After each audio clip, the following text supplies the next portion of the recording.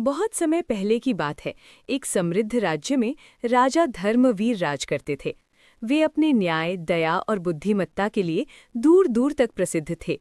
राजा धर्मवीर हर सुबह दरबार लगाते और प्रजा की समस्याएं स्वयं सुनते। अमीर हो या गरीब, वे सभी के साथ समान व्यवहार करते थे। एक दिन एक गरीब किसान दरबार में आया। उसने बताया कि एक शक्तिशाली जमींदार ने उसकी जमीन छीन ली है। जमींदार ने अपने धन और ताकत का घमंड दिखाते हुए किसान को डराया था। राजा ने दोनों की बात ध्यान से सुनी। सच्चाई सामने आने पर राजा ने जमींदार को दंड दिया और किसान को उसकी जमीन लौटा दी। राजा के इस फैसले से प्रजा का विश्वास और भी मजबूत हो गया। लोग कहते थे कि ऐसा राजा मिलना सौभाग्य की बात है। लेकिन राजा धर्मवीर के मन में एक चिंता थी। वे चाहते थे कि उनका राज्य हमेशा सुरक्षित और सुखी बना रहे।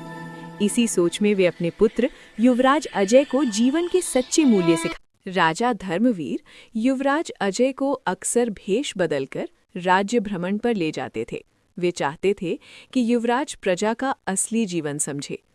एक दिन दोनों ने देखा कि कुछ सैनिक गरीब लोगों से जबरन कर वसूल रहे हैं। युवराज क्रोधित हो गया, लेकिन राजा ने उसे शांत रहने को कहा। राजा ने तुरंत उन सैनिकों को बुलाया और सख्त पूछताछ की।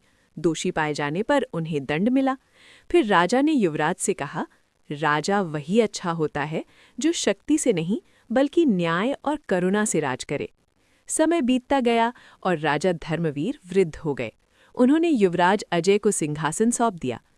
अजय ने अपने पिता की सीख को जीवन भर याद रखा और एक आदर्श राजा बना। राजा धर्मवीर की कहानी आज भी लोगों को सिखाती है कि